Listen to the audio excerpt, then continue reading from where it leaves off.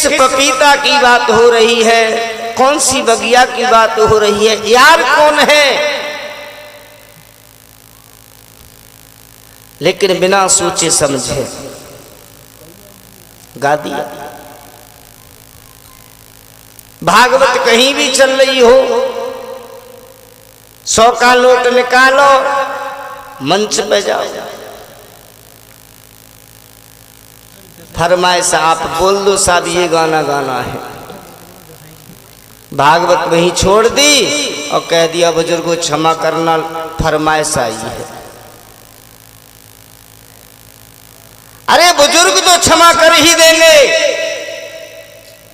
बुजुर्ग तो क्षमा करेंगे ही, क्या जरूरी है कि वो फरमाइश गाई जाए? क्या हमें 100 रुपए पुरस्कार के नहीं मिलेंगे तो हमारी आजीविका नहीं चलेगी? लेकिन हम धर्म के साथ में खिलवाड़ कर रहे हैं। ऐसे ऐसे गाने गाते हैं, छरजे ऊपर बोयो बाजरो खिलरो फूल चमेली को। आज के समय में किसान इतना परेशान है कि खेत में बाजरा पैदा नहीं हो रहा है, वो छरजे पे बाजरा पैदा कर रहे हैं। फिर खेती करने की क्या जरूरत है? अपने घर बैठो, छरजे पे बाजरा बोते रहो। समाज आज का दिशाहीन होता जा रहा है और जिसकी दिशा अच्छी नहीं रहती है उसकी दशा भी कभी अच्छी नहीं रहती है। अपने घर की अगर दशा अच्छी करनी है तो पहले अपनी दिशा अच्छी करो। कभी किसी पंडाल में जाओ, कभी फरमाइश मत करो कि हमें ये सुनना है। और खास तौर पे तो इस व्यास गद्दी पे तो कभी फरमाइश मत करो। ये व्यास गद्दी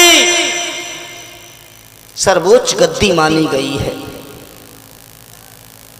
इस पर बैठ करके जब अश्लील गाने गाए जाएंगे तो वो असर हमारी संतानों पर क्या जाएगा, संतान के ऊपर क्या फर्क पड़ेगा, आगामी पीढ़ी क्या करेगी?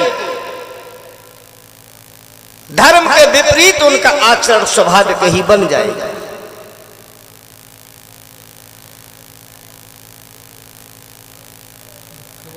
अगर फरमाइश ही करानी हो तो कभी भागवत न कराएं। शाम को नौटंकी वाले बुलाएं और आराम से सारी रात गाने का सबसे अच्छा तरीका है। लेकिन जब व्यास मंच से अश्लीलता समाज के सामने परोसी जाती है, भागवत के नाम पर जब अश्लीलता समाज में आती है तो बड़ी शर्म आती है। अभी आपने सुना होगा कुछ समय पहले जब लॉकडाउन का समय चल रहा था तो सनातन धर्म और बौद्ध धर्म की जंग छिड़ी थी। बौद्ध धर्म वाले उधर से गालियां दे रहे थे और सनातन धर्म वाले शास्त्रीय इधर से गाली दे रहे थे। एक बात बुजुर्गों से पूछना चाहता हूं, फिर एक आम आदमी में और एक व्यास में क्या अंतर रह गया जब तो समाज में गालियां परोस रहे हो? YouTube के माध्यम से जब तो समाज में गालियां परोस रहे हो तो तुम में और आम आदमी में अंतर क्या रह गया? हम भगवान कन्हैया को चरित्रहीन बताएंगे तो दूसरा कह रहा है तो क्या गलत है? हमने अपने हाथों से अपनी आंख फोड़ ली, सामने वाला हमसे अगर काना कह रहा है तो उसकी गलती थोड़ी नहीं है। आंख तो हमने फोड़ी है, सामने वाला तो कहेगा। अगर हम सनातन धर्म से हैं तो उसकी रक्षा करें, न कि उसका हम हनन करें। अपने इष्ट को हम बढ़ावा दें, न कि उसे घसीट करके जमीन में ले जाएं। आपने देखा होगा सिख धर्म, ईसाई धर्म, मुसलमान धर्म कभी अपने धर्म के साथ में मजाक नहीं करते हैं, लेकिन ये सनातन धर्म में देखा होगा कि अपने धर्म को ही मजाक बना करके घूम रहे हैं। आपने देखा होगा YouTube पर, फेसबुक पर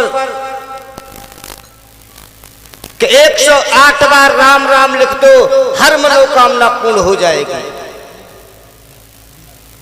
अरे अगर हर मनोकामना 108 बार राम लिखने से होती है तो फिर कुछ काम करने की जरूरत ही क्या है।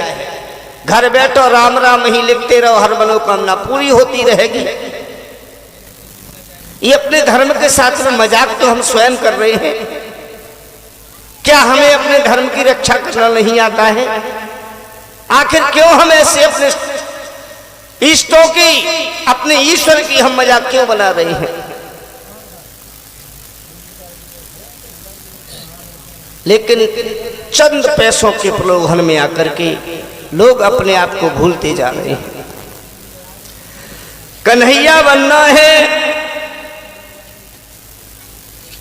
तो धर्म के पथ को कभी मत छोड़ो।